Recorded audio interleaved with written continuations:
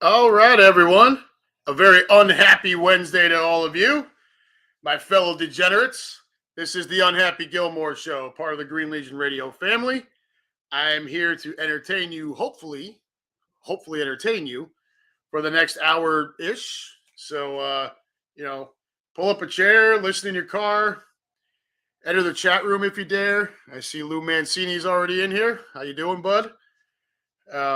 As we will wrap up day three of what I call this week's hostage situation. And we look forward to Friday Eve tomorrow. How is everybody out there on the interwebs? I don't know what the weather's like there in Philadelphia or wherever you're listening from, but we've had a hell of a week here so far. It's been really nice. Been nice to get outside. Um, yeah, Sunday we had some crap, but other than that, Friday, Saturday, Monday, yesterday, today, all really, really nice. I'm looking for. I already ate dinner. I'm looking forward to after the show. I'm gonna head on out and take a long walk. I know some of you, a lot of you, will tune into Right on Cue and Green Legion Radio, and you've all heard Quimby's exploits where he's making an attempt to get himself down to a target weight. Well, I got on the scale I don't know, 2.5, 3 weeks ago. I just have started having pain in my lower back and in my knee. And I've been working in warehouses for, I don't know, God, what am I, 43? So I've been working in warehouses for over 20 years now. So my knees and my lower back will act up anyways. But I know I'm putting on too much weight when it really starts to become a problem. Like it's almost to where I'm like limping with the pain in my knee. Um, so I got on the scale and I was pushing like 235, 240, and that is a bad look for me. Um, I need to be really, I don't need to be anywhere over 200 pounds. Um, so that's kind of the goal. We're going to try to get down to that. And I don't really have a time frame. I'm just trying to do the best I can right now. Hectic life. You guys all know, married, 3 kids. All 3 of them went back to school yesterday. For those of you who follow me on Facebook, you saw the pictures from yesterday morning of all 3 of my kiddos. So my youngest, Brooklyn, she went into 4th grade. My middle, Liam, he went into 7th grade, and my oldest, Grady, is now a sophomore in high school. He was a little nervous going to school yesterday. So out here, and I don't know if it's like this in Philly or wherever else. I know that where I grew up, it wasn't. But out here, at least in my town, in our school district, they have the elementary school, which is your normal K through 5. And then they have the middle school, which is 6, 7, and 8. And then here in Fairfield, Fairfield, Ohio school district, anyways, they have a freshman building. So it's just freshmen. It's exactly what it sounds like. There's nobody else in there. It's just freshmen. And then there's the senior high school, which is sophomore, junior, senior. So this was his first year really in a school with, with seniors and, kids who are, 17, 18 years old. And my oldest is a little small for his age. He's had pretty good growth spurt this year. So he's feeling a little bit more confident, a little more sure of himself. But all in all, he is still a little on the small side. So it can be a bit intimidating when you're in the high school with a lot of the football team, whatever. Thankfully, he's a pretty outgoing kid, and some of his buddies are actually on the football. I think one of his, you guys have seen him in here, Aiden. I think he's actually the kicker on the team. And if I recall correctly, I think Grady told me last night Aiden had missed 2 extra points or 2 field goals in practice, and so the whole team had to run like 3 laps or whatever. I forget what the hell it was. But could you imagine being a kicker on your high school team? And in practice, you miss a couple extra points and the whole team has to run. Dude, like you must have gotten the hell. This first thing I said to Grady, I'm like, oh, your buddy's going to get the crap beat out of him after that practice. But yeah, yesterday was a big day. I have not missed a first day of school ever. I don't believe I've been home for all of it. And yesterday was no exception. I took the day off, stayed home, got some things accomplished in between the last one leaving and the first one coming home. My son and I have a yard that we cut for a lady up here, about 10 minutes up the road. Um, and we couldn't quite finish it on Monday night because the lawnmower was having a little bit of trouble. So I had to go back after my youngest got on the bus about 9:15 yesterday. I went back over to that lady's house, finished that up, came back home, changed my socks and shoes, grabbed the dog. My dog, I don't know, he's about this big, so I don't know, 3 feet long, whatever you want to call it. And he weighs 28 pounds, so he's starting to turn into a little bit of a porker. uh, So, me wanting to lose weight and needing to get out and walk more, and the dog needs to as well. We I came home, grabbed him, and 2.5 miles we went and walked. And that little dude was absolutely gassed at the end of it. We got back in the house. He went straight to the water bowl, didn't run to it, just kind of walked over to it. Must have lapped up water for a good 30 seconds. And then, you know, panting away, went over to the futon in the front living room and passed out. And he was out for a couple hours. So it was good for him. Get him out there walking. It was good for me. And then another thing I did yesterday, I bought smart bulbs that change color. And they're Sylvania. So you have to set up an app with Sylvania on your phone. But then you can give a Alexa a skill to control your Sylvania bulbs. So, and in Alexa, you have what's called routines. So I now have a routine where I go into the living room and I say, Alexa, go birds. And all the living room lights turn green and it plays, No One Likes Us, and then the fight song. I've got another routine where I just say touchdown and they all turn green and it just plays the fight song. So we're having some fun with that. I also created another one that says Yankees win. And everything turns blue. It plays New York, New York. I think I'm going to just save that for when the Yankees actually score a friggin' run. We're not winning a whole lot lately. And believe you me, that is coming at the back half of the show. We are going to have a come to Jesus. Excuse me. We're going to have a come to Jesus between Unhappy Gilmore and these freaking Yankees. And then they made a bunch of moves this afternoon. Sent down Miguel Andujar again, while Aaron Hicks remains on the roster. We'll get there, but I've had about enough.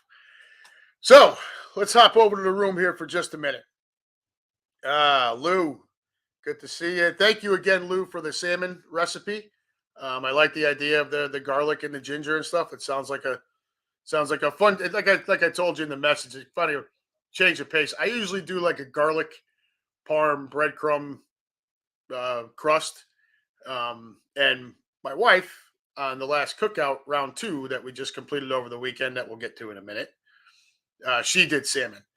And she did just garlic butter. Very good for her first time cooking salmon. She was really happy with the way it came out, and she should be. Who else we got over here? Keenan. Only thing nice in Philly is the weather right now. All right. Well. All right. Tired dog is a good dog. Absolutely. So the cook-off. Round 2 was over the weekend. We decided to do that on Saturday. You guys all remember round 1. I went. And you remember how the way we set it up. We put all the protein written down on pieces of paper, threw it in a hat, mix it all up, and then one of the kids would just pick for us. So first time around, I had the blackened catfish tacos with the fresh mango salsa and tortilla chips with fresh guac. And my wife made barbecue chicken thighs with sliced up pineapple and roasted potatoes. And the kids decided that ended in a tie. Okay. Flash forward to round 2 this past weekend. So this time around, we picked the protein out, and this time Michelle, she got fish, and I got beef. So, I could have gone a number of different ways with it. I could have gone burger with a slice of grilled pineapple on it. A lot of people were sending me different ideas. Ultimately, I decided that beef, I'm going to cook a steak. So I made this big 2 pound this 2 pound steak out on the grill, grilled almost to perfection. I think I left it on just a hair too long. I would have liked it a little bit more rare, but all in all, I mean, that's just me nitpicking. And with the steak, we had a blackberry peppercorn sauce, and then my side was, and my kids always go bananas for it whenever I make it, is the fresh mashed potatoes, and I made it with the heavy cream, like 2 sticks of butter, uh, 3 cheese blend in there, and it was absolutely fantastic. So my wife countered that with garlic butter salmon, um, some roasted broccoli with kind of the garlic butter stuff on it too, and that was really good, and some fingerling potatoes. And once again, the children decide that this was a tie. Okay, look, guys. I think what first and foremost, I think the kids are playing us so that we keep doing this over and over again. And I tried to tell them, no matter who wins, we'll still keep doing this because it's fun. I'm not sure if they believe me or not, but that's kind of the way. That's what I think's going on. I think they're just egging us on so that we keep doing this over and over again and razzing each other and whatnot. But look, it was Michelle's first crack at cooking salmon. She was nervous about it. She did a great job. Um, the broccoli was great. I thought the fingerling potatoes were a little bland. But look, I just described both dishes to all of you. Are you trying to tell me that that's going to be a grilled steak with a blackberry peppercorn sauce and 3 cheese fresh mashed potatoes? I don't see how that happens. Maybe that's just me being biased for myself. But anyways, we ended in a tie again. So we're gonna do this again. And Lou Mancini, thank you. And like I said before, thank you for the recipe. He sent me a salmon recipe. Obviously, I can't do salmon because Michelle just did that last time. So I think we're gonna kind of change things up a little bit. Last 2 times we picked a protein. The kid said some sort of fruit had to be involved. This time I think we're gonna go with maybe we'll try to do like a soup or a stew or a bisque or something of that nature as we move into the fall, into football weather, into cooler weather. I mean, really, I could just make my sauce and meatballs and blow everybody out of the water, but that would just be unfair. So I try to keep it fair. But that was the cook-off. I was a little bummed. I thought the steak and mashed potatoes was a slam dunk, but hey, the salmon was good too. And for a guy that doesn't like vegetables, I really enjoyed actually eating the broccoli. So kudos to my wife for cooking for her first attempt at salmon. She managed to make it so good that the kids felt it was a tie with a giant slab of steak. All right, hop over here again. What else we got going on here? Stop saying you keep triggering this bitch. Sorry, man. You should see the routines though. Look it up if you have the time or whatever. Take a look at the routines. Get yourself some. I sent clips of it to Sam and to Quimby. Sam responded. She's like, can I do this at my house? I'm like, anybody can. So don't be surprised if you happen to if you happen to see Sam or you don't hear from Sam for a little bit because she's shopping for light bulbs and trying to set up her own birds routine at her house. I told her I'd help remotely any way I could. So yeah, we're gonna have a lot of fun with all of that.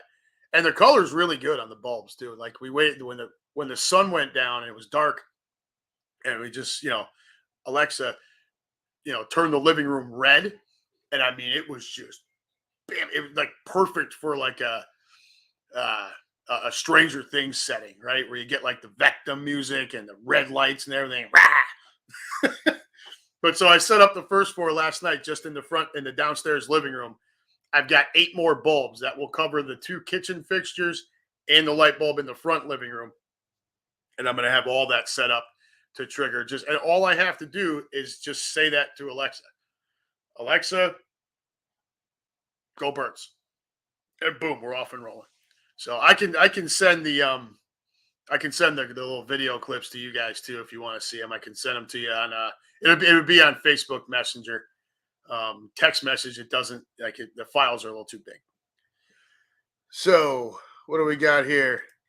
Russ Hosby Tripper is going to be the new Unhappy Gilmore shirt. I don't think my wife's going to go for that, bud. um, yeah, that's probably going to be frowned upon here from from my wife, and God forbid my mother-in-law walks in. But I mean, hey, look, when we're out on the road, all bets are off, right? Your question, Lou. Lou Mancini, are these the bulbs that turn several colors? Yes. These are the bulbs that turn several colors. And there's different makes of them. You have GE, Sylvania, Philips. You just want the ones that are Wi-Fi enabled and Alexa compatible. Now, oftentimes, like with these, I had to use the Sylvania app to set up the bulbs and then give Alexa a skill to control the Sylvania bulbs after the fact.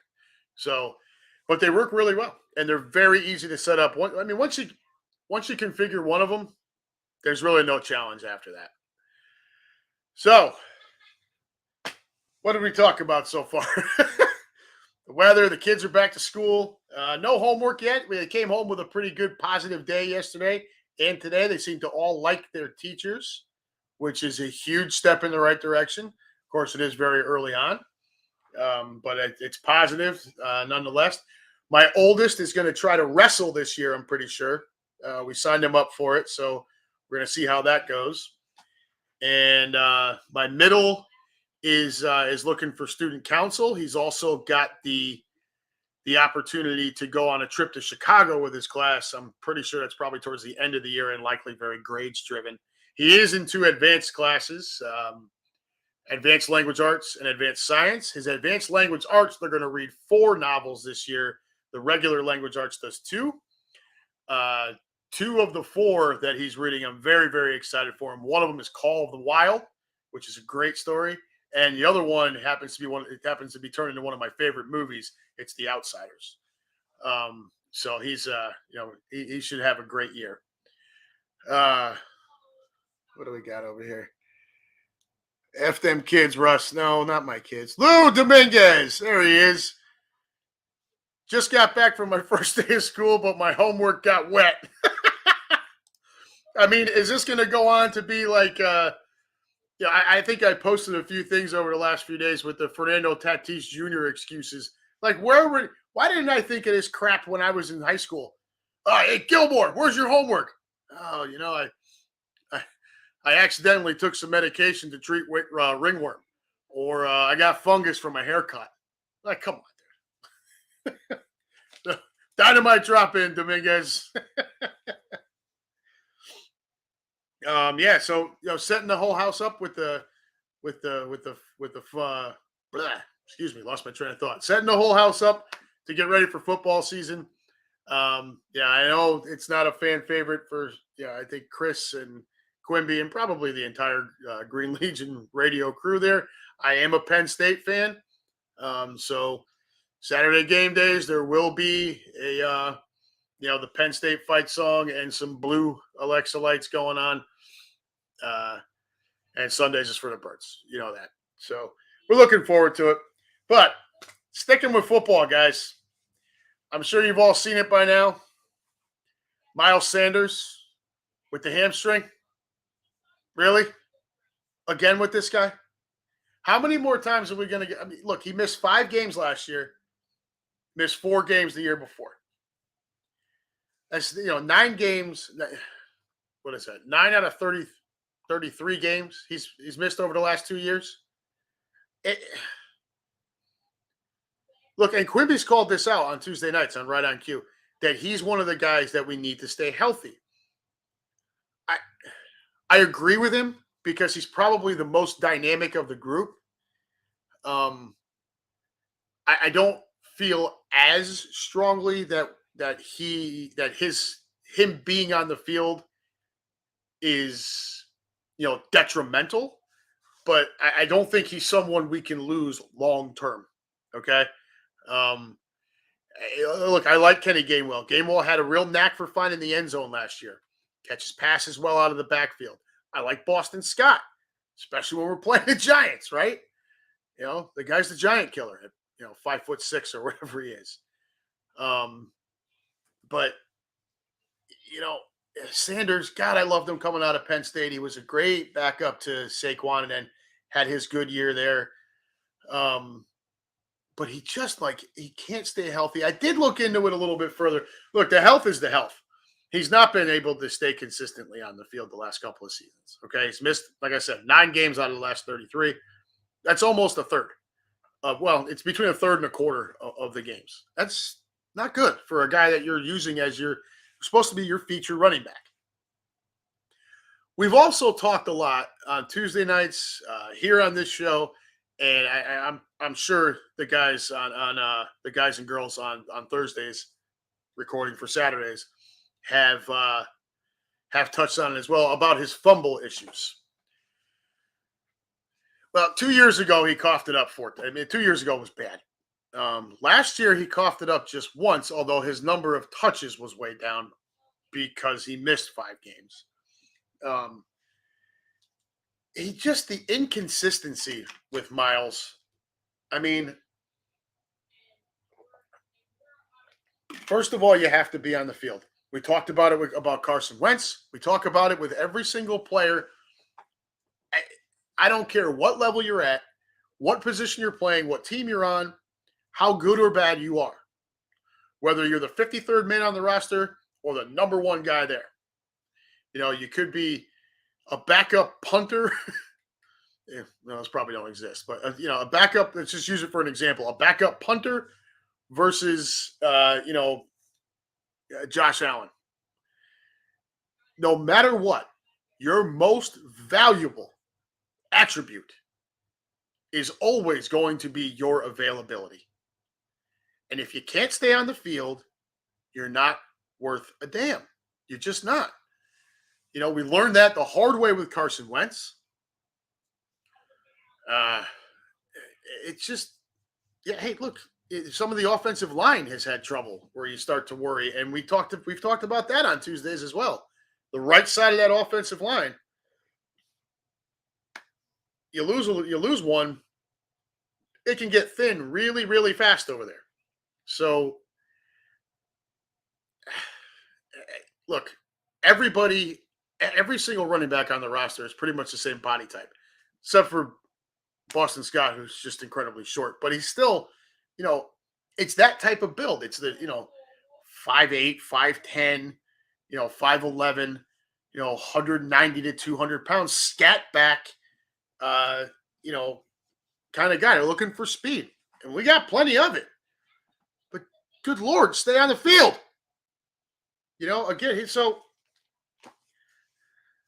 Again, he misses 5 games last year, 4 games in 2020. It's his walk year, Miles. So you would prefer to have him on the field and be able to just work his ass to death. And then let him walk.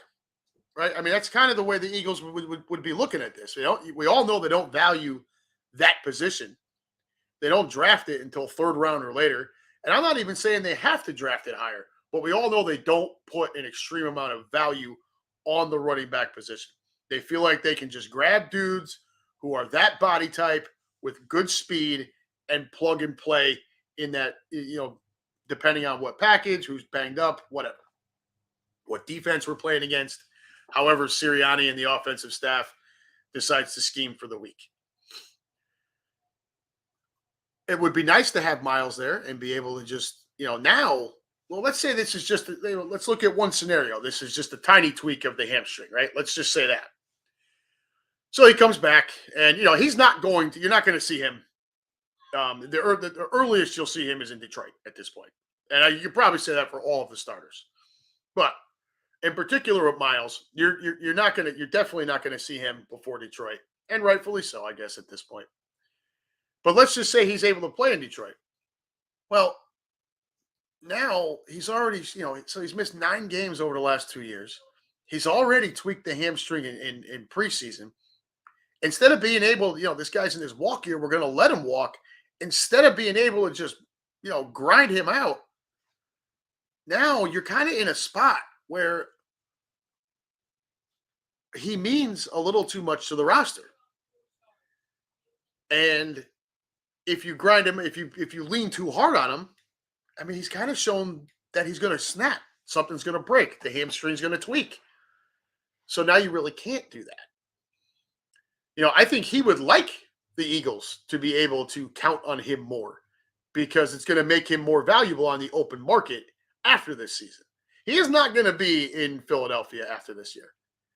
Not a chance in hell. Well, I mean, I shouldn't say that, but barring anything, just off the wall odd, Miles Sanders will be gone after this year. They're not going to give him a big contract. And he's looking for that second deal, and he's going to have to go get it somewhere else. I don't think it's a big mistake to let him go. Quimby's talked about this. I liked it when Jordan Howard was on the roster. We all know Quimby's love affair with Jordan Howard. I like Jordan Howard as well. But another thing about when Howard was on the roster was the attitude and style of running that we were starting to see from Miles Sanders, in that he was starting to lower his shoulder and try to dig for some more yards rather than, dancing around and bouncing out of bounds. And I think that was Jordan Howard having that kind of effect on him to be a 3-down, at least a 3-down back. So, look, I don't know, guys. That's not the kind of news you want to hear. We were real positive coming out of that preseason game, and I get it. It's preseason. People want to say it's the Jets. I don't really buy into that. I'm on Quimby's side. Good teams should smash bad teams. And had that game played out with the starters on the field, we absolutely destroy the Jets. Okay? That was a joke.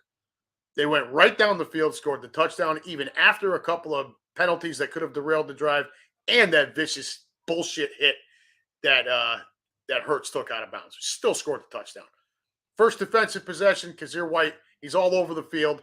He reads Zach Wilson, who, I don't know if he was trying to stare down another one of his mother's friends on the field, but he was staring down that receiver pretty freaking hard.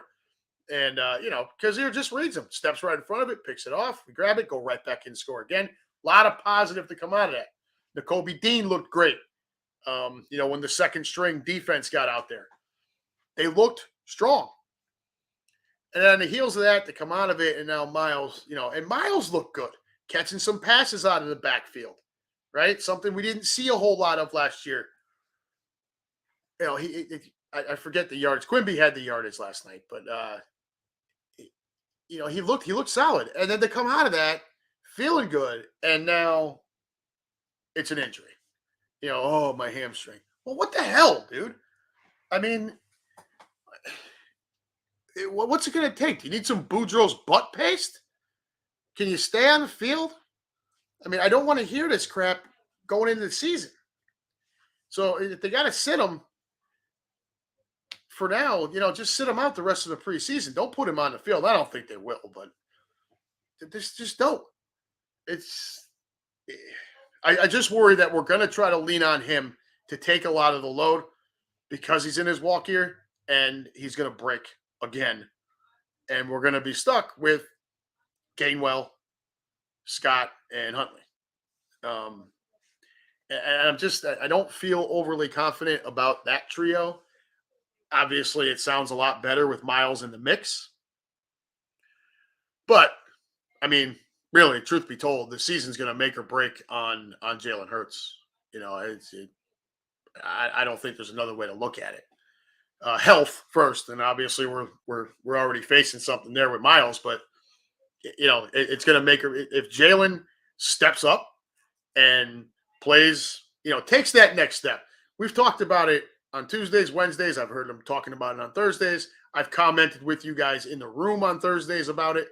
If Jalen doesn't have to be elite, okay? He's just got to take the next step, get better, be an above average quarterback, and avoid bad mistakes. And as long as everybody stays healthy, this is a dangerous, dangerous team. Very dangerous team. I don't want to hear anything about Dallas. We hear their fans at the beginning of the year, every single season. We them boys, we them boys. And I don't care who you're a fan of. If you're not a Dallas fan, you hate the Cowboys. It's very rare to find someone, where these people that have their second team or whatever. Some people just like football and they'll root strongly for someone in the AFC and strongly for someone in the NFC. Very rarely do you find someone that just kind of likes Dallas or kind of hates Dallas. They're excuse me, they are that team with football. You either love them or you hate them. And I actually pretty speak for myself and probably everyone, at least everyone commenting in the room right now. We hate them. So I've got a little extra motivation there that I'm not going to talk about on the air. But yeah, so I don't want to hear about Dallas. They took too many steps backwards. Trayvon Diggs is not going to pick off 11 balls this year. And if training camp is any indication, Trayvon Diggs may have taken a step back personally. I don't know. Maybe he didn't come into training camp in the best shape or whatever, but it didn't look very good. Now, it's camp. I get it. But if any of that crap carries into the season, that's not going to help. I've said it for a while. I don't look at Trayvon Diggs as someone you have to necessarily fear. I think it's someone you just have to be aware of the fact that he will gamble. Okay, and he will gamble big. And last year it paid off for him. But the likelihood of him gambling big like that all the time and picking off another 11 passes, it's just not reality. Okay, and most of the time that comes back down to earth. Some of that because some quarterbacks are going to scheme to not throw the ball his way, out of respect for him, and that's fine. But also because when you gamble like that, it doesn't always go your way. And if that much good fortune happened one year, chances are it's going to level itself back out the following season. The one you do have to be afraid of on that defense is Micah Parsons. That kid is the real deal. There is nothing he can't do on the defensive side of the play. Hell, I don't know if you could put him on offense. He could probably do a lot there too. But it's like I've said a few times, I think on here, and I know on Tuesday nights, I think it was against the Giants last year. I watched Parsons on 3 consecutive snaps, right? One series. He rushes Blues Clues, Daniel Jones, right? Disrupts the whole play. Second down, he's stuffing the run, right? And on 3rd and long, Jones puts one down the sidelines, and the pass gets broken up. Play gets broken up again by who? Micah Parsons. He's 25, 30 yards downfield. So we're rushing the quarterback, stuffing the run, and we're in basically safety type coverage on 3 consecutive snaps. That kid is dangerous. He was dangerous at Penn State. There was a little bit of, he sat out the COVID year. Is he going to? Yeah, that didn't make a lick of difference. That kid came out firing. So, I like Devontae Smith. He had a nice rookie season last year. But, geez, man, had we stayed in that 6th spot, Micah Parsons is sitting in the middle of our decent defense right now. So, something to think about there.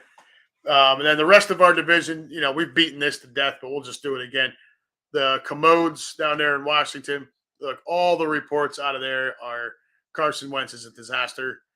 Carson Wentz is not talking to his teammates. Carson Wentz. The same old crap, right? Same stuff that got him out of Philadelphia with his attitude. Same stuff that sounds like cost him an opportunity in Indianapolis. And this is the 3rd stop on the line for Wentz. And it sounds like he's still not learned anything from the previous 2 stops. Kid, you need to eat some humble pie. And he just continues to refuse to do it. If he doesn't wise up, and there is no indication that that's going to happen, he is going to end up as a backup quarterback or out of the league.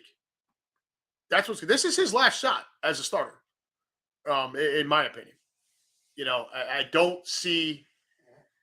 It's just gone downhill, right? Philadelphia, Indianapolis. Well, I don't know if it's so much of a downhill to Indianapolis. Indy's a pretty good squad. but Washington stinks. So he's there now. And of course, Ron Rivera has to come out and defend him. You know, you don't see what we see at practice. All you're concentrating on is this and that, blah, blah, blah, blah, blah. I mean, what else is his coach supposed to say? Is he supposed to come out and say, yeah, the ginger giraffe isn't getting along with anyone? Uh, you know, he can't hit an open wide receiver. His accuracy is all over the place. He holds the ball too long, stares down receivers. The freaking head coach can't come out and say that things. At least not now. So, you can take Ron Rivera's comments about Wentz with a grain of salt. Trust your eyes. You saw it in Midnight Green. You saw it in Indianapolis. I have nothing to go on saying that would state that he has changed in any way, shape, or form. The one thing Washington does have is an elite defensive line. Okay, they are going to get after the quarterback. That will be a problem. We've got a great offensive line as long as everybody stays healthy. That Washington defensive line is the real deal. When they drafted Chase Young, that changed everything. So you got to be aware of that. But other than that, man, I mean, Washington's not much to be afraid of aside from that. And you look at the Giants, and I've got a lot of great friends that are Giants fans. One of my friends, Sam, who is trying very hardly to get himself freed up on a Wednesday night to be able to come on here with us. And you'll love the commentary there. Just be aware, it's going to be a lot of baseball talk. It's going to be a lot of Yankees talk. Okay. So when that happens, just be aware of it. And when you see the two of us on here, when he finally does come on, if it seems like we've been doing, having these conversations for 30 years, it's because we have.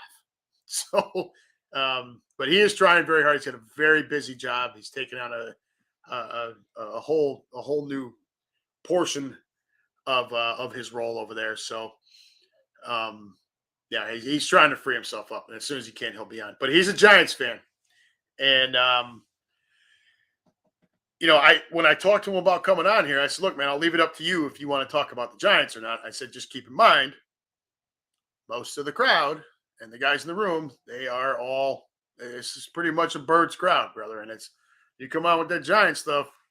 My room is relentless." So we may steer away from that and just stick to some fantasy football talk. But it'll be a fun time. But the Giants are a mess. They're fighting each other at camp, fighting each other at practice. They're fighting. Hey, Daniel Jones is not the guy, and they don't even think he's the guy. They didn't give him the extension. I mentioned a few weeks ago, part of my talk about Jimmy G, that I thought maybe the Giants would be a place for Jimmy G. If I was Jimmy G, I wouldn't go. I would beg to not get traded there. They can't protect the quarterback. So, and Jimmy G, he's had a couple of injuries. So that's our division. I don't see, unless something catastrophic happens, we're the class of the division this year. Okay. And that seems to change every freaking season. But you take a look around the rest of the NFC. All right. You guys all know my stance on Green Bay. I believe that the loss of Devontae Adams means more than anyone is giving it credit for. And I think you're starting to see that Aaron Rodgers is feeling the heat on that too. If any of you heard his comments about his young receivers at practice and at camp, he called them out that they have to get better, clean things up. There's, he said, I think his quotes were bad routes being run, bad decisions being made. Look, dude, you can't just replace Devontae Adams. I've said it a billion times. It doesn't just happen that way. You have to, you're trying to replace a guy that had 84 or 86 first down catches. He caught almost 97% of his catchable targets. This doesn't, that's not replaceable. And you're going to try to replace that with Allen Lazard, Christian Watson, and Randall Cobb, who, again, of the three of them, only two of them were on the playoff roster last year. They accounted for 2 targets, 1 catch for 2 yards in that playoff game. Everything else went to Devontae, Mercedes Lewis, I think, or whatever tight end, and the running backs. So Rodgers tells you who he trusts, and he doesn't really trust these guys that are on the roster. He should trust Cobb, but Cobb's a 32-year-old slot guy. I mean, look, I think that's going to hurt them a lot. I think it's going to hurt them defensively as well. because there's not going to be those drives getting extended as frequently as they were. Either that or Rodgers is going to have to show us that he truly is the best quarterback in football. You can make the case that Tom Brady should have won the MVP last year. And I know if Sam hears that, she's going to throw up, but you could definitely make that case, and he probably should have. Speaking of Tom Brady, he's apparently worked out something prior to camp where he was going to miss the preseason games. So he wanted to be at camp to get a continuity with the team and then step away for personal reasons, family stuff. Well, this is on the heels of all this stuff about, him wanting to have gone to Miami, possible all the tampering stuff that was going on there, Miami paying the big penalties for that. And now you start to hear that this is just about him trying to balance his work-life balance. Dude, you kind of know the drill. You're a professional. You hold one of 30. There are 32 of those jobs in the world. You hold one of them. Your work-life balance is probably not going to be good, and you should know that by now. But Tampa Bay, I think they're going to be good. I don't think they're going to be special. I think they'll win that division because the rest of the division is awful. Atlanta stinks. New Orleans is not going to be that great. And Carolina is a dumpster fire. And then take a look around the rest. So, okay, then you got the Rams. All right, the defending Super Bowl champion Rams. Okay, I've got nothing bad to say about them at all. They're dangerous. They're going to continue to be dangerous. They always have to be worried about Arizona. We'll see. Kyler got paid, so now we'll see the result. And we all know that he is not that good without Hopkins out there. So we'll see how that. And Hopkins is suspended to start the year, so we'll see how that goes. But I think the Eagles are right there, guys. I really do. I think we are. Provided, like I said, and like Quimby said, and like Green Legion Radio keeps saying, as long as Jalen takes that next step, is a better than average quarterback, and doesn't make the horrible mistakes. You're going to make some mistakes. It's going to happen. Avoid them in the red zone. Big spots, game-winning drives, stuff like that. Yeah, we're right there. I think we're right there. So it should be a fun season coming up. Maybe next week we'll talk a little bit more about the AFC and a little bit of Bengals. But I've been ignoring you guys for a little bit here, so we're going to jump back over here before I get to my final thing of the evening. Where are we at? David Conant in the room. How we doing, brother? David Conant, Mike Trout just asked someone to hold his beer, and yes, I know you're talking football. I'm assuming you're talking about staying on the field and the most valuable attribute being the availability. Dave, you and I have had those conversations on the phone a number of times.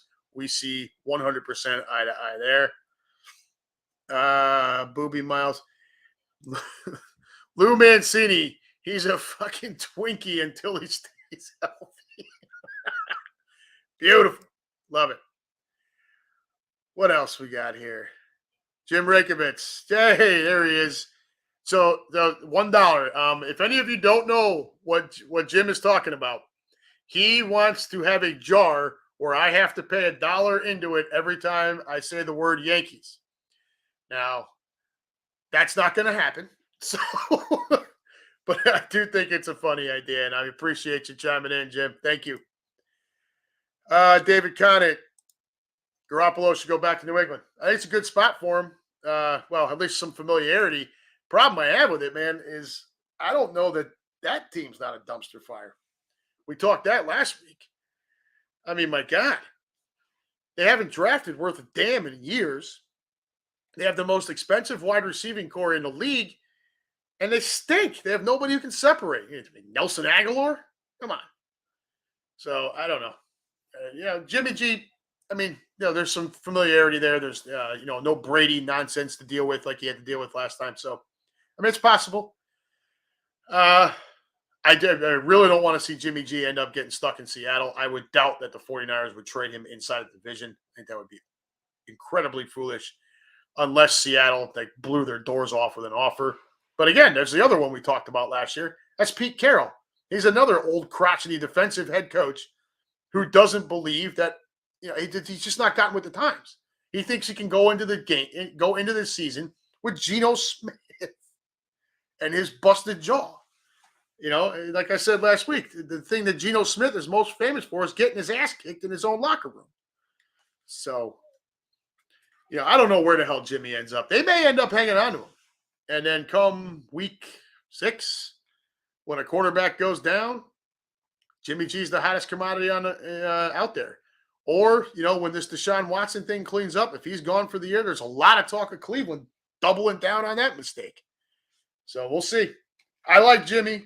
I think he gets a bad rap. I don't know that you can win a Super Bowl with him. I mean, obviously you can get there with him under the right circumstances. Don't forget the Niners had a really strong defense, a very strong running game. So, and a lot had to go right for Jimmy. But we're going to move on from football here, folks. And I'm going to close the show with what I'm angry about this week. I've really not ranted much over the last few weeks. I think I gave you a little bit last week. I have absolutely, we're just going to dive right in. I have absolutely had it with the play coming out of the Bronx. Okay. The Yankees, since the All-Star break, have been an absolute joke. They have been one of the worst teams in baseball since the All-Star break. You can go look up all the team stats you want, and the overall aggregate is going to show that they're still, they're, tied second, and we're going to get to some of that. Look at the stats from the All-Star break going forward, and they are atrocious. Just the last 30 games. They've played 25 since the break. I took a sample size for stat-wise for the last 30 just to show where they rank. It is absolutely nauseating. Back in May, June, when everybody was screaming from the mountain, oh my God, the Yankees are going to break the win record. Who was the one sitting here telling you to knock it off? This guy. I'm sure I wasn't alone. I'm sure there are other people out there saying it was way too early and obnoxious. But it made me want to puke. I hate the early stuff. And then you start comparing them to the freaking 98 Yankees. Any all-time ranking you see of the greatest teams ever usually consists, the top 3 are usually the same 3. And depending on who's doing the ranking, they're in different order. It's the 1927 Yankees, it's the Big Red Machine, and it's the 1998 Yankees. I don't want to hear about the 2022 Yankees being compared with that 98 team or any other team during that dynasty. That team knew how to win. They knew how to close. They knew how to pass the baton. They knew how to hit situationally. They knew how to pitch. Starters had to just get through 6 innings. We could turn it over to a stellar bullpen and wrap it up with Rivera in the 9th. And it was over. If we got into the 7th inning with a lead, that game was over. This squad, since the All-Star break, has been putrid. Now, I talked to you guys know David Conant. He's been in here for a number of weeks now. He's a very good friend of mine. And we talk on the phone pretty regularly. And he said something to me the other night that I agree with. And it was one of the reasons why I was so against all the comparisons earlier this year.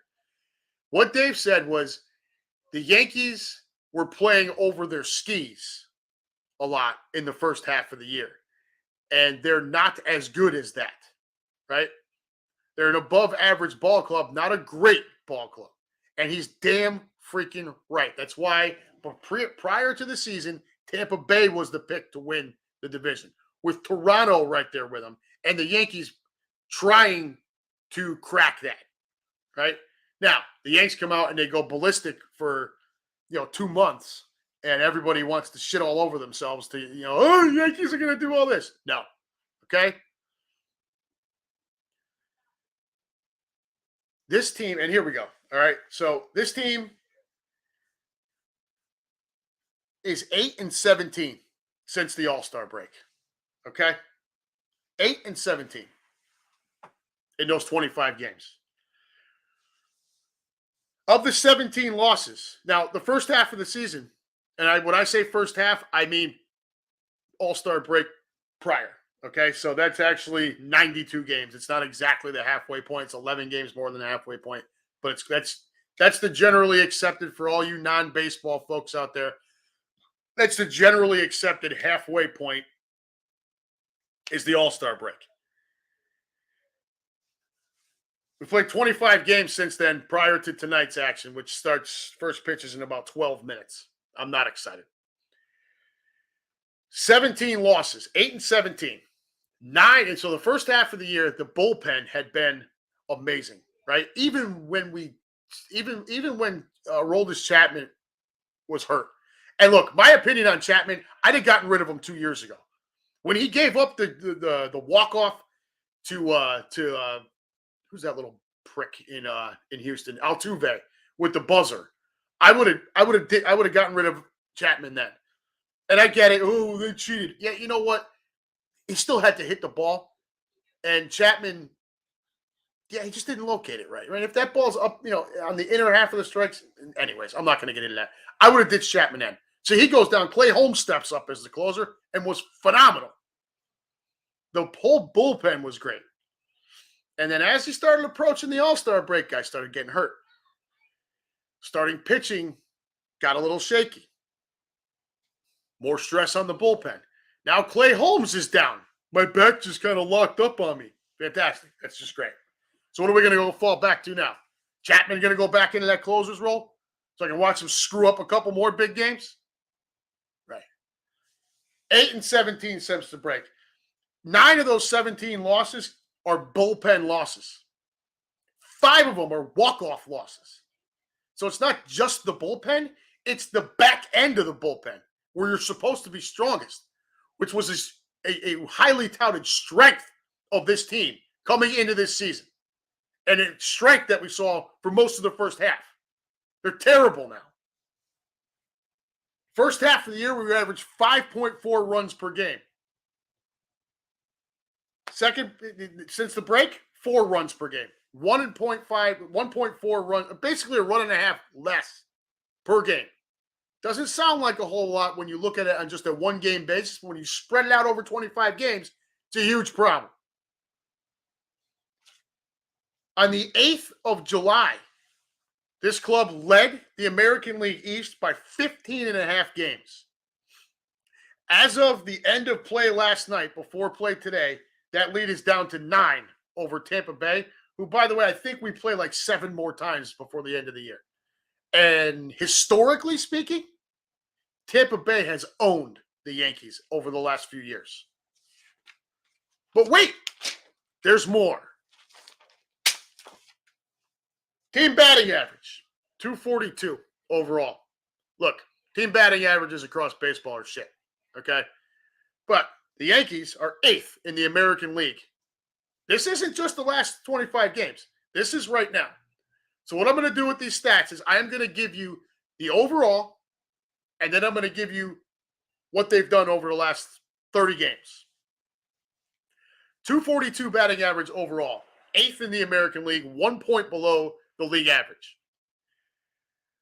Over the last 30 games, they're batting 226, 11th in the American League. 11th. Their on-base percentage, overall, 326. That is first in the American League.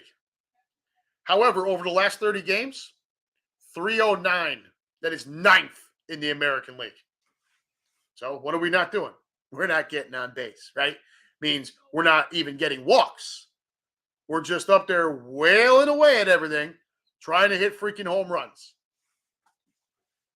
Team slugging percentage, 434, first in the American League overall. Last 30 games, 396, 7th in the American League. So even when we are getting hits, we're getting singles, right? We are a team. Our hitting overall is just Pete Rose, right? It's a Pete Rose. We're running into a ball here and there that's dribbling its way through the infield. Like Mickey Mantle said, if I'd hit that many singles, I'd have worn a dress. Obviously, the team OPS would be number 1 in the league overall at 761. However, over the last 30 games, 705, 8th in the American League. horrible, horrible, inconsistent offense after that monster first half. Okay, and you can't blame Aaron Judge for this. Okay, Aaron Judge coming in tonight's plays batting 297, 46 homers, and 100 RBIs. All right, I don't want to, and that's what he's played a lot of center field this year, which I am not a fan of him playing center field. I want him out of that spot so he doesn't get worn out, and the risk of injury with all the ground he's got to cover. Anyways, moving on. 3.28 team ERA. That's good for second in the American League overall. About a quarter run, 0.24 behind Houston, who has the top spot. Over the last 30 days, 4.06, 11th in the American League. So we just forgot how to pitch, right? 1.10 team whip. That's tied with the Astros overall for first in the American League. If you don't know what whip is, that's walks and hits per innings pitched. I'm not a big fan of modern analytics. This one isn't so modern. I actually like this stat. I think it's a good judge. Over the last 30 days, 1.21, good for fourth in the American League. So that's not awful. But so what do we learn by those two stats alone, the ERA and the whip? We're not allowing a whole ton of guys to get on, but the ones that are getting on, we're letting them score.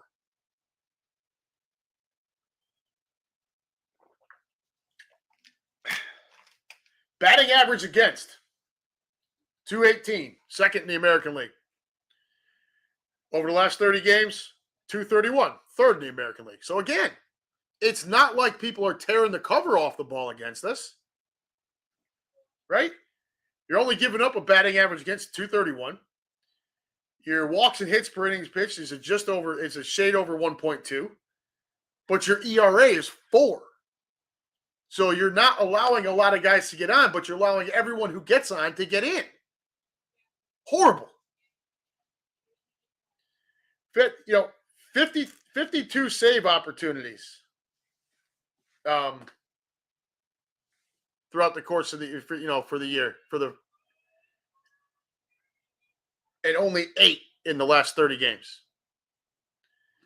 35 save, the 52 save opportunities good for third in the league. 35 saves was good for second in the American League. But over the so 8 save opportunities over the last 30 games is 10th in the American League. 4 actual saves, 13th in the American League. So again, the bullpen, as in particular, the back end of the bullpen, was supposed to be a strength of this ball club. And over the last 30 games, it's been atrocious. Horrible. Now, save opportunities doesn't have as much to do with them, but actual saves does. And when there's 5 walk-off hits over a 25-game period, your bullpen is not doing their job. The first half of the year, we had a plus 199 run differential. Plus 199 in 92 games played. Since the break, it's been -4. We've scored 100 runs and given up 104 since the All-Star break. That is a 203 run swing in differential when you look at it. Plus 199 to -4. Now, I know it's not exact like that, but it's a compiled stat. But it just keeps, it's the same thing over and over again. We're not scoring enough, and we're getting beat up late in games. Or somebody gives up a 3-run homer in the first inning, and it's like they fold up. That's what happened last night. Right? Cortez pitched a great game, but he gave up the 3-run homer in the first. Freaking game was over. Because nobody can hit the ball. We got shut out 6 times over a 92-game span in the first half of the year. In 25 games since the break, we've been shut out 4 times. We had 3-game losing streaks twice in the first 92 games of the season, first half. Since the break, we've had both a 3-game and a 5-game losing streak. Those are your team statistics that show you why I'm so pissed off sitting here. Now, there are 4 guys that I would like to pick on a little bit here. Now that Gallo's gone, I can't do that. But with how poor this team's been playing, there's no shortage of jackasses to pick on. Let's start with Aaron Hicks. For the season, this isn't first half or second half. This is just overall. A .218 batting average with 6 homers, 32 RBIs, and a .644 OPS, which for those of you that don't know is your on-base percentage plus your slugging percentage. 644. Put it in perspective, Aaron Judge is at like 1,067 or something like that. So, Hicks, it's not like he hasn't played. He's played 102 games, had 367 plate appearances. And these are the results. He doesn't even play that great defensively anymore. You can't rely on him in center field because he's gotten so screwed up with his legs over the last few years. He can't freaking run like he used to. And look at him last night. If you watch that freaking replay, the ball goes back. He misjudges it. He looks like a beer league softball player out there. And the thing drops in. But let's send down Miguel Andujar again and keep this jerk off on the roster. Why? Because he signed a 7-year, $70 million deal, and at $10 million a season, it's a team-friendly contract in today's Major League Baseball. Andujar, while he's already eclipsed, he was a rookie a few years ago, you still have options to send up and down. The problem is you've pissed him off now. He doesn't want to be with the Yankees anymore. And that's a kid who's proven if you give him consistent at-bats, he will deliver. He was a third baseman when they brought him up. He was a butcher. He was terrible defensively. He gets hurt the following offseason after a huge rookie campaign. He loses the Rookie of the Year to Shohei Ohtani. Whatever.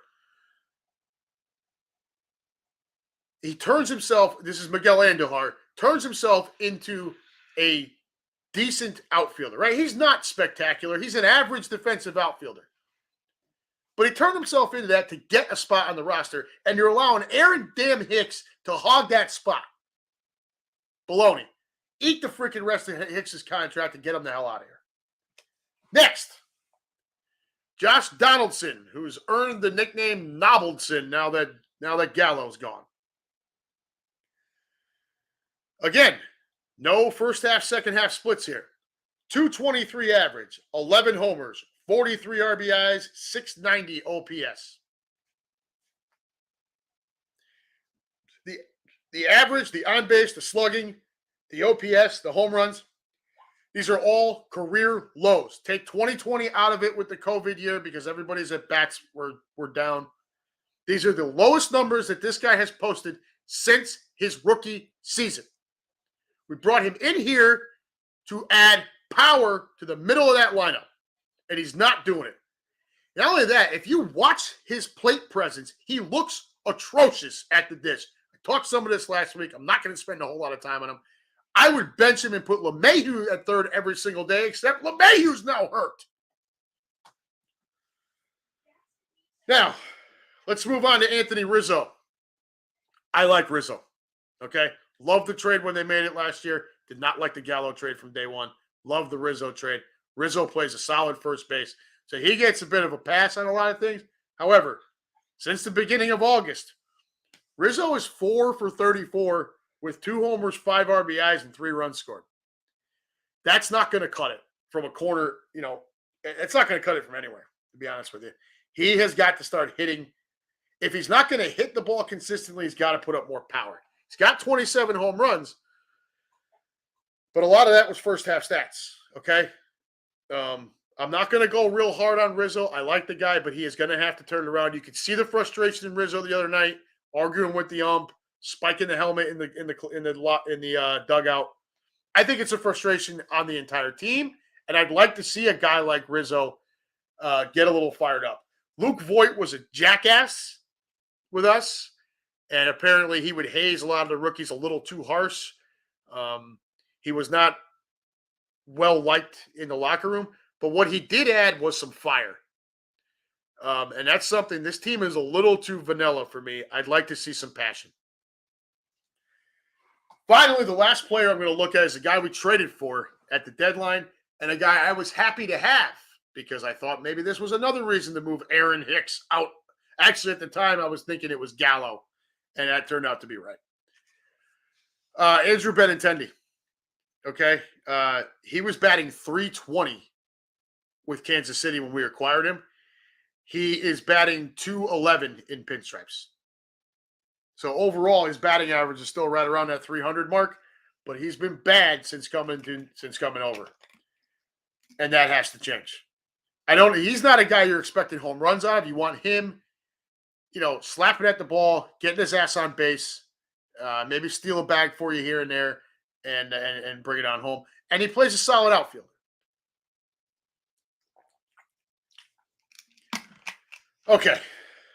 I finally got it off my chest. I was pissed off all day long. In case you guys couldn't tell, I was not happy. But those are your stats. I broke down some of this stuff for you guys with your Phillies. After Girardi got canned, and we gave, it was a couple of weeks, and we looked at the stats. And I think it was June 1st, right around June 1st, we're taking that first pulse. And the stats from pre and post the firing of Girardi showed that the Phillies had gotten much better. Well, since the All-Star break, I would tell you the Yankees' trouble started before the All-Star break. It's just easier to look at it from that point going forward. So I'm going to hop over here for a minute as I went off on a rant there. But that was coming. That was coming for a while. Lou Mancy, hold on, folks. This is going to get bumpy. Yeah, well, you know what? I was mad. And I'm going to continue to be mad until this team shows some life. But Lou, you're damn right. It was going to get bumpy. Lou Mancini, Bernie Williams era, right? Yes, Lou. That '98 Yankees team was the Bernie Williams, Derek Jeter, Jorge Posada, Andy Pettitte, Mariano Rivera, Ramiro Mendoza, Girardi behind the dish. Leyritz was there for a time. Scotty Brocious, Tino Martinez at first, Paulie O'Neill in right field. It was just a great team. What do we got? Keenan, what do you got here? Putrid, decaying or rotting and emitting a fat smell. That would be your New York Yankees, folks. That's for sure. Very good. Lou Mancini, one more time here. You mentioned him before I did, but Gallo spent the day in New Orleans and learned voodoo shit. There's the reason for their slump. Well, that's a new one, Lou. I've seen a lot of the memes and stuff where the Dodgers are, they've only lost once since acquiring Gallo, and the Yankees have only won, once or twice or whatever since getting rid of him. I mean, obviously, I don't buy into any of that. Gallo was terrible in New York. Hell, maybe he does have it. So, anyways, guys, girls, as always, you've been great. That's all I've got for this week. We one thing for you regulars there, and I don't know if my friend Sam will be able to join us next week or not, but something I'd like you to keep in mind for next week. A topic that I was going to add to tonight, but the Yankees thing kind of took it over. As we're moving more towards football season, it's a debate that I get into maybe once or twice a year about the top 10 running backs in NFL history. Now, nobody start commenting now. Think about it through next week, because my point has always been that I can make a case that Emmitt Smith is no better than 10th on that list, despite being the all-time leading rusher. And you can call me biased all you want, and that's fine. But anybody who really knows me knows I'm not like that. I don't believe Emmitt's better than 10th. So give it some thought to you folks here in the room and whoever else may listen, and chime in next week. I may put the link up for the first half of the show, and maybe we'll talk that. So, but other than that, for Lou Mancini, Lou Dominguez, Keenan, Dave, was that Rankovic? I said Yankees a few times. Maybe I'll just buy you a beer if I ever get to see you. Russ Taylor, Lou Dominguez. I want to make sure I don't miss anybody. No, that was about it. Guys, thank you very much for being here. As always, you guys in the room are fantastic. I know I didn't pay as much attention to you this week, but I really had a whole Yankee thing I wanted to get off my chest. So this has been the Unhappy Gilmore Show, brought to you, powered by the Green Legion, part of the Green Legion radio family. We will talk to you next Wednesday. Top 10 NFL running backs. Bring it. Take it easy, folks.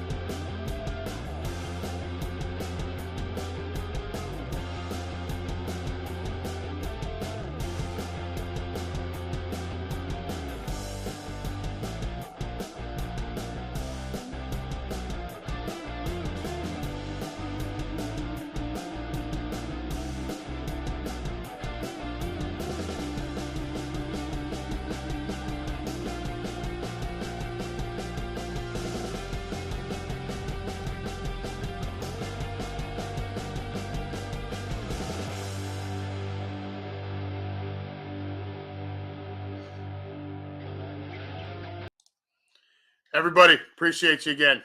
See you next week. Thanks a lot.